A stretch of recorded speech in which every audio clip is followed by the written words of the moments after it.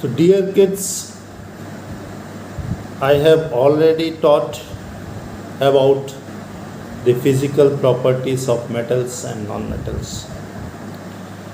Now, let's move to the chemical properties of the metals.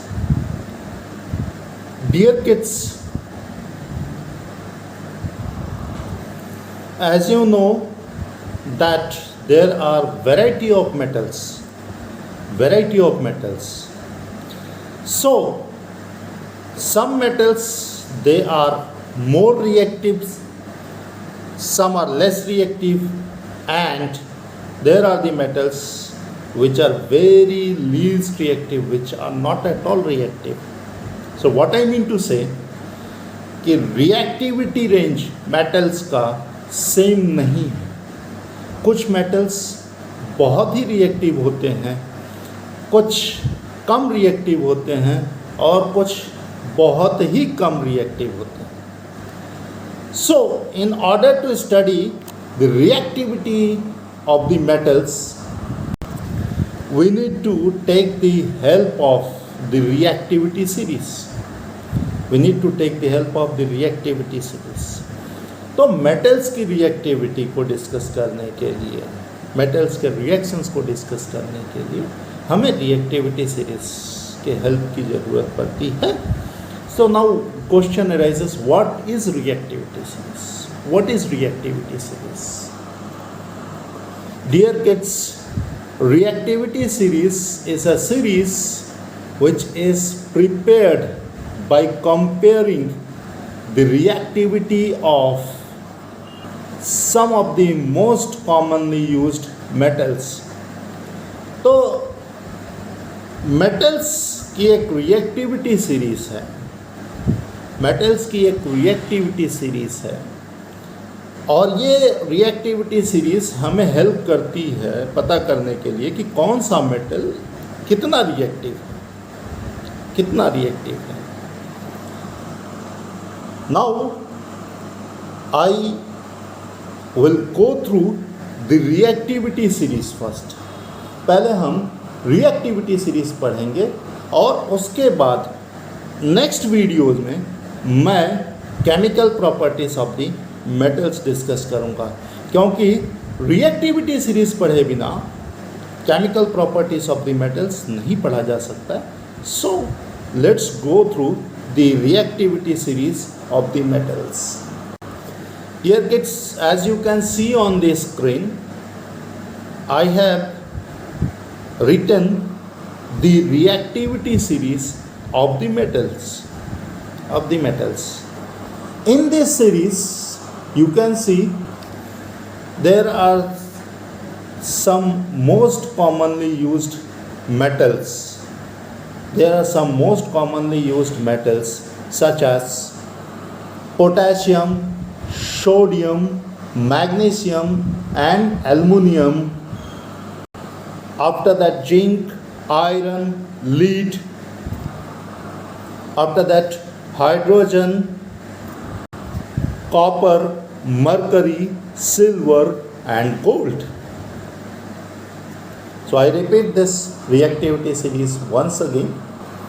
Potassium, sodium, magnesium, aluminum, zinc, iron, lead, hydrogen, copper, mercury, silver and gold. Dear kids, जो metal on the top है वो ज़्यादा reactive है. Reactivity series में जो भी metal which is on the top वो ज़्यादा रिएक्टिव है.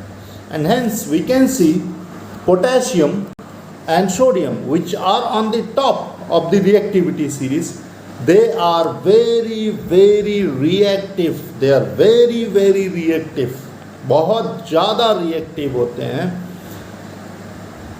और जैसे जैसे हम रिएक्टिविटी सीरीज़ में नीचे आते हैं, जो भी मेटल्स आ रहे हैं रिएक्टिविटी सीरीज़ में नीचे, वो लीस्ट रिएक्टिव होते हैं, कम रिएक्टिव होते हैं. एंड हेंस गोल्ड, जो कि आप देख सकते हैं एकदम रिएक्टिविटी सीरीज में नीचे है, it is very least reactive. बहुत ही रेयर केस में गोल्ड रिएक्ट करता है, और ये भी एक वजह है कि जो ऑर्नामेंट्स बनाए जाते हैं गोल्ड के, जो ऑर्नामेंट्स बनाए जाते हैं उनमें गोल्ड रखा जाता है, क्योंकि वो लेस रिएक्टिव होता है, लीस्ट रिएक्टिव होता है, वो बहुत रेयर केस में रिएक्शन शो करता है। So according to the reactivity series, potassium is the most reactive metal which is followed by sodium. Sodium जो है पोटेशियम से कम रिएक्टिव होता है, लेकिन इसके बावजूद भी पोटेशियम एंड सोडियम दोनों बहुत रिएक्टिव होते हैं, बट पोटेशियम मोर रिएक्टिव होता है सोडियम से। सोडियम ज़्यादा रिएक्टिव होता है मैग्नीशियम, और मैग्नीशियम ज़्यादा रिएक्टिव होता है एल्युमिनियम से। एल्युमिनियम से कम रिएक्टिव मेटल्स हैं जिंक से कम रिएक्टिव होता है आयरन से कम रिएक्टिव है लीड, और उसके बाद लीड से कम रिएक्टिव होता है हाइड्रोजन से कम रिएक्टिव होता है कॉपर, और कॉपर से भी कम रिएक्टिव होते हैं मरकरी से भी कम रिएक्टिव होता है सिल्वर, और सिल्वर से भी कम रिएक्टिव होता है gold. So this is the reactivity series.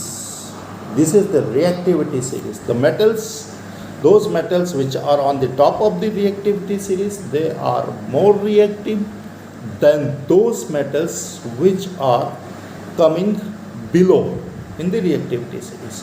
जो reactivity series में जो metals ऊपर होते हैं वो ज़्यादा reactive होते हैं, और जो metals नीचे होते हैं वो कम reactivity होते हैं। ये कह सकते हैं कि reactivity जो है वो मेटल्स की, जैसे जैसे हम रिएक्टिविटी सीरीज़ में नीचे आते हैं, वो रिएक्टिविटी जो है वो घटती जाती है मेटल्स की, या जैसे जैसे हम ऊपर बढ़ते हैं रिएक्टिविटी सीरीज़ के, तो वो मेटल्स ज़्यादा रिएक्टिव होते हैं।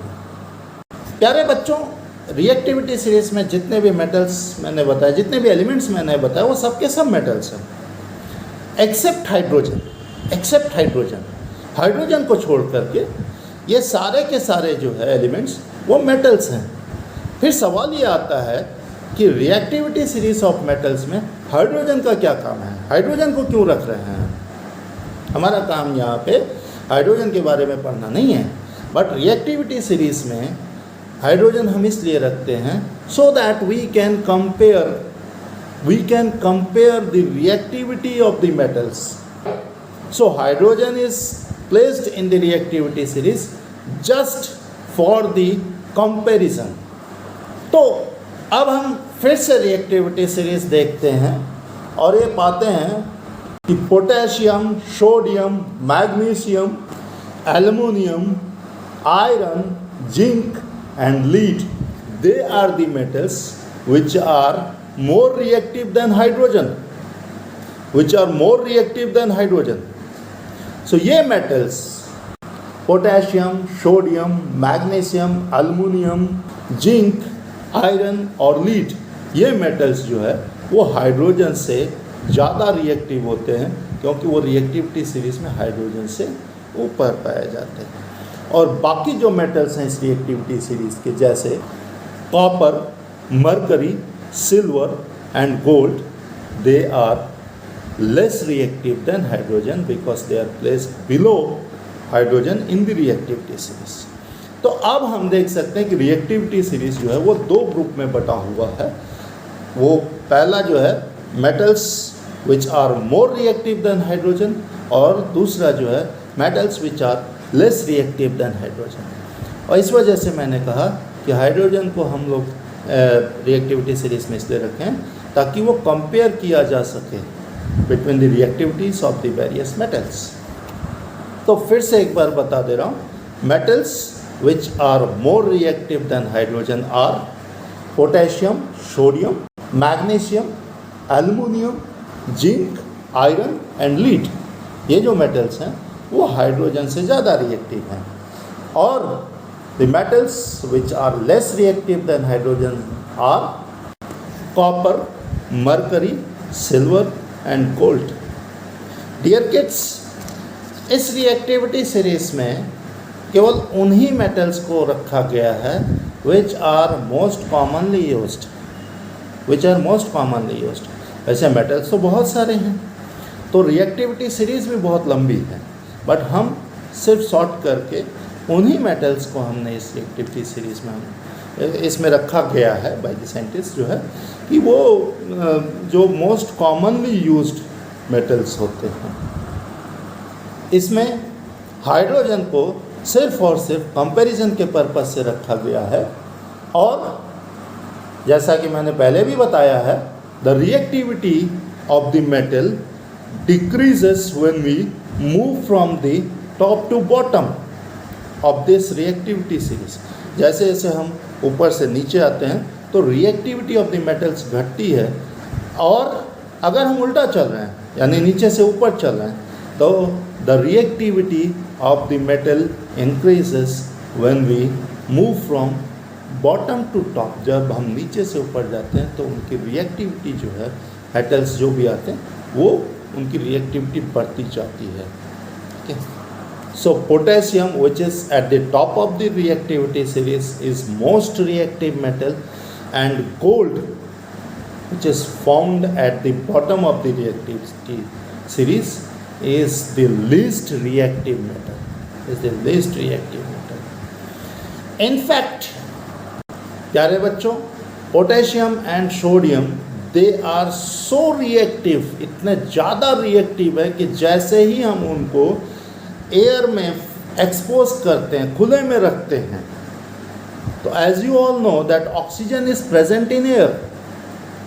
ऑक्सीजन जो है वो एयर में प्रेजेंट है, और उस ऑक्सीजन के संपर्क में जैसे ही पोटेशियम एंड सोडियम आता है, तुरंत it catches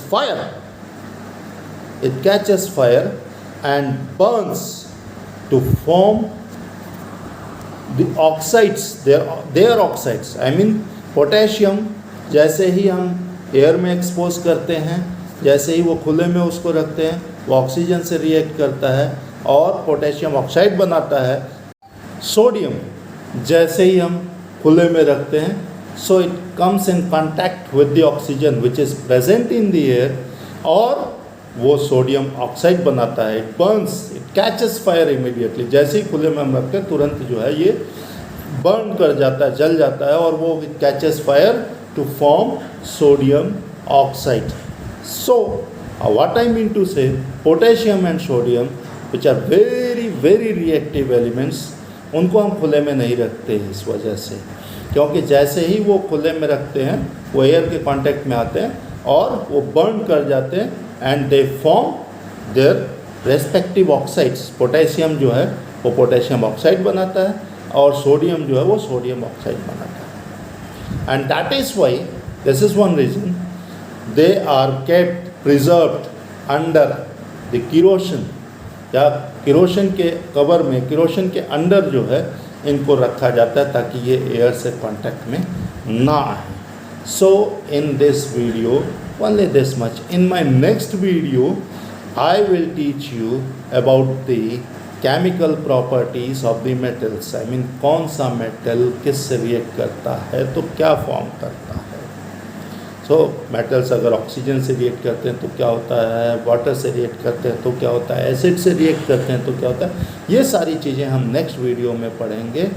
so keep in touch and go through whatever I am teaching in the videos. Dear kids, again and again I am telling कि ये सारी चीज़ें फिर आपको हायर क्लासेस में भी मिलेंगी पढ़ने के लिए। सो इसीलिए आप इन चैप्टर्स के इन टॉपिक्स को थॉरोली पढ़िएगा। So thank you very much.